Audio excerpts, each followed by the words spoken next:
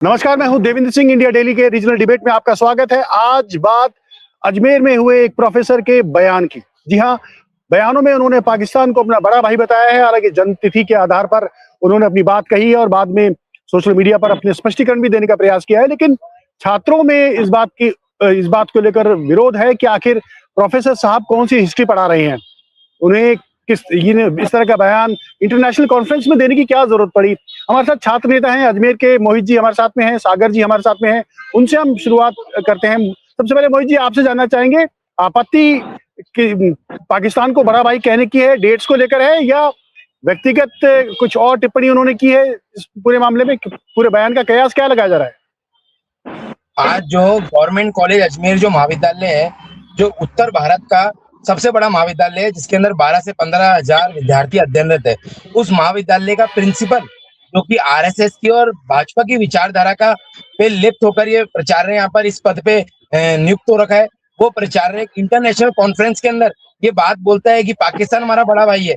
तो वो पाकिस्तान ने हाल ही में सिर्फ कुछ दिन पूर्व ही हमारे देश के ऊपर बमबारी करी, हमारे देश के ऊपर इतने बेगुनाह लोगों को मारा गया। तो आज यूथ कांग्रेस का जो विरोध है वो ये विरोध है कि जब कॉलेज का कोई आम विद्यार्थी इस तरह की कोई बात बोलता है तो एक बार को वो माफी योग्य है, परंतु एक कॉलेज का इतने बड़े महाविद्यालय का, जिस महाविद्यालय के 12 से 15 हजार विद्यार्थी उस प्रिंसिपल को अपना एडमायर करते हैं, उस प्रिंसिपल को फॉलो करते हैं, वो प्रिंसिपल खुले मंच पे और इंटरनेशनल कॉन्फ्रेंस पे इतनी बड़ी बात बोल रहा है जिसका यूथ कांग्रेस निंदा करता है और यूथ कांग्रेस कड़ा विरोध करता है और यूथ कांग्रेस प्रिंसिपल की इस्तीफे की भी मांग करता है। मोहित जी, इसमें पहले तो आप अपने बातों में भी करेक्शन कीजिए। हिंदुस्तान पर पाकिस्तान ने गोले जरूर दागे लेकिन मरा कोई भी नहीं है। हमारी सेनाओं ने और हमारे ड्रोन सिस्टम ने पाकिस्तान को मुंह तोड़ जवाब दिया है। हालांकि आप बात जो कश्मीर में हुए गोलीकांड की बात कर रहे हो, ठीक है, मैं समझ रहा हूँ इस बात को। ठीक है, उसी के संदर्भ में आप कह रहे हैं, मैं आपकी बात जी ठीक है। सागर जी, हम आपसे जानना चाहेंगे, तारीखों को लेकर बात कही है उन्होंने और बाद में कहा कि स्वतंत्रता की अभिव्यक्ति है केवल, लेकिन तारीखों को लेकर स्वतंत्रता की अभिव्यक्ति क्या इतनी बड़ी कि देश और समाज और देश की प्रतिष्ठा जो है उसको दांव पे लगा दिया जाए? आप देखिए, जब प्राचार्य महोदय कह रहे हैं तो बहुत ही खुले मन से कह रहे हैं। उनके चेहरे पर या उनके फेस पर किसी भी तरह का कोई शिकन नहीं है। जो जिस देश में अपन रह रहे हैं, भारत में, जहाँ खुली सांस ले पा रहे हैं, वो जिस शिक्षा के मंदिर में वो खड़े हैं, वहाँ वो कहते वक्त उनके लहजे में कहीं भी ये आहट नहीं है। मतलब उनका जो मन और मस्तिष्क है वो कहीं ना कहीं उनकी विचारधारा को दर्शाता है कि उनकी विचारधारा किस ओर जा रही है। क्योंकि नहीं, वो जब कह रहे हैं आप वो जो टीचर हैं, वो जो बात अपनी कह रही हैं, उसके पीछे आपको लगता है इससे पहले भी कोई बयानबाजी उनकी ओर से कोई ऐसी कोई बयानबाजी आपत्तिजनक की है, या पहली बार उनकी ओर से किया गया, या उसका वो पहले क्या करा और बाद में क्या करा उससे हमें उसकी जानकारी नहीं है।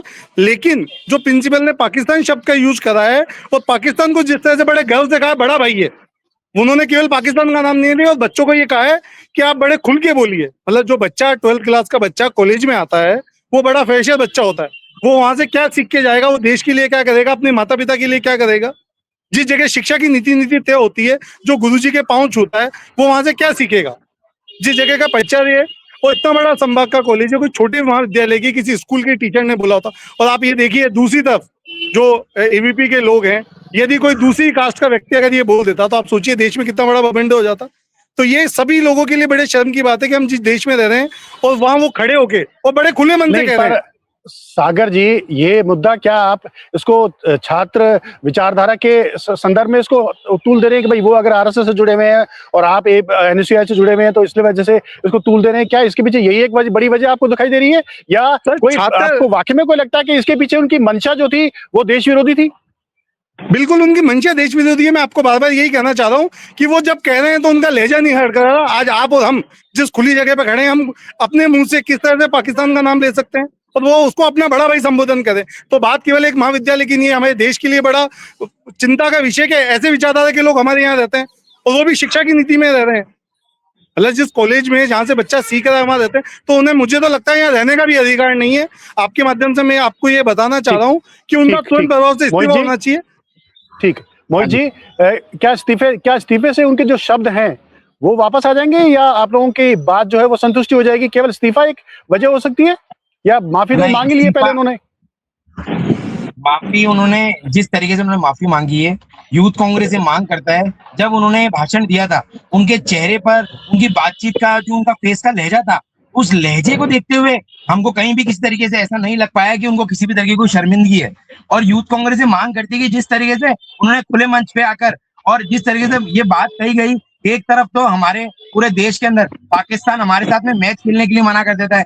पाकिस्तान की जब यहाँ पर कोई वहां के लोग कोई यहाँ पर आते हैं, यहाँ के लोग कोई वहां पर आते हैं, तो वहां पर जगह जगह मंदिरों के ऊपर हिंदुओं के ऊपर जो अत्याचार होते हैं, तो इन्हीं सब मांगों को लेके हमारे देश के अंदर पाकिस्तान का नाम लेना और पाकिस्तान की तारीफ करना भी एक शर्मनाक है। तो उस दृष्टिकोण से जो इतने बड़े महाविद्यालय के प्राचार्य इतने बड़े मंच के ऊपर रहकर अगर विद्यार्थियों को ये इस चीज को लेकर प्रेरित कर रहा है कि आप पाकिस्तान का नाम लो ना, आप डर क्यों रहे हो, तो उसका युवा कांग्रेस निंदा करती है और कड़ा विरोध करती है कि ऐसे प्राचार्य को इतने बड़े पद पर रहने का कोई अधिकार नहीं है जो विद्यार्थियों को इस तरीके की शिक्षा और नीति दे रहा है।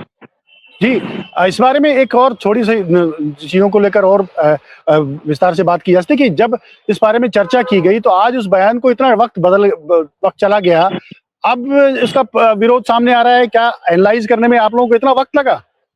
सर 2 दिन आपको बता दें कि 26 जनवरी की वजह से उनका जो बयान था 2 दिन पुराना ही है, और 2 दिन सभी लोग व्यस्त थे अपने अपने काम में। मीडिया भी, हम तो 2 दिन से इसकी प्लानिंग कर रहे थे कि प्रदर्शन जिस दिन हमने आप मीडिया के माध्यम से हमें पता चला, तो हम तो 2 दिन से इसे आक्रोश में लेके बैठे थे। और हमारा प्रदर्शन केवल 1 दिन का नहीं है, आने वाले 7 दिन तक का है, और इसमें हम अजमेर शहर के तमाम युवाओं को अपने साथ लेंगे, चाहे वो एबीवीपी हो चाहे एनएसयू। बात कांग्रेस बीजेपी की नहीं है, बात है कि हम जिस जगह बैठे हैं, जिस जगह का खा रहे हैं, आप उसके साथ गद्दारी कर रहे हैं। नहीं, पर एनएसयू के अलावा दूसरे और छात्र संगठन आपके साथ हैं इसमें? सर आने वाले समय में धीरे धीरे मुहिम चालू। मोहित बताइए। मैं खुद गवर्नमेंट कॉलेज का छात्र संघ अध्यक्ष हूँ, मैं एनएसयू का भी अध्यक्ष रहा हूँ, आज मैं यूथ कांग्रेस का जिला अध्यक्ष हूँ। आज गवर्नमेंट कॉलेज के ऊपर गवर्नमेंट कॉलेज के जितने भी छात्र हैं, एनएसयू या यूथ कांग्रेस है, इन सभी छात्रों ने, पूर्व छात्राओं ने, एनएसयू ने, यूथ कांग्रेस ने मिलके इस प्रदर्शन को और ये विरोध दर्ज कराया है। साथ ही इस प्रदर्शन को लेके हमारे अजमेर की कांग्रेस व अजमेर के तमाम संगठन के लोगों ने हमको भी जस्ट फोन करके बोला है कि बहुत सही करा है आप लोगों ने, और प्रिंसिपल ने जो ये बयान दिया है बहुत गलत है। आने वाले दिनों के अंदर सभी संगठन को लेके यूथ कांग्रेस सड़कों पे उतरेगा अगर इस प्रिंसिपल ने अपना इस्तीफा नहीं दिया। ठीक है मोहित जी, सागर जी, इस बार में अब कोई विधानसभा सत्र चल रहा है जो शुरू होने वाला है, कांग्रेस के जो जयपुर के आपके नेता हैं या यूथ कांग्रेस के अलावा कांग्रेस के नेताओं की बात करें, उनकी ओर से इस बारे में कोई बयानबाजी नहीं आई है, तो क्या ये माना जाए कि यूथ जो है केवल अकेले अपने दम पे अपनी बात उठा रहा है, नेताओं तक उनकी बात पहुंच नहीं रही है या सुन नहीं रहे उनकी? सर मैं ये बात आपको कहना चाहता हूँ, 24 तारीख की शाम का ये प्रोग्राम था और 25 तारीख तक भी कहीं भी किसी भी मीडिया के माध्यम से किसी ने इस खबर को देखा नहीं।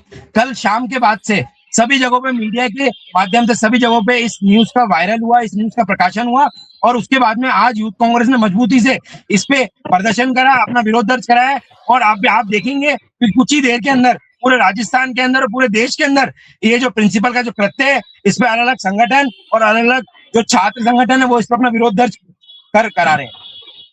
ठीक है, लेकिन आपके प्रदर्शन में कितने लोग शामिल थे सागर जी? हमारे प्रदर्शन में लगभग 100 से 150 लोग शामिल थे। 100 से 150 लोग कम थे हमारे कार्यक्रम में थे, और ये केवल एक मुहिम है। मैं आपको कह रहा हूँ कि जब तक ये इस्तीफा नहीं होगा हम कंटिन्यूस आंदोलन को करेंगे। हमारे साथ मेन कांग्रेस, सेवा दल, महिला कांग्रेस, सभी अग्रिम संगठन और हमारे यहाँ के जो विधायक है, हम विकास चौधरी जी की इस पूरे मामले को उनके संज्ञान में लाएंगे और वो सदन में भी इस बात को रखेंगे। कांग्रेस किसी भी तरह से कहीं भी बैकफुट पे नहीं आएगी।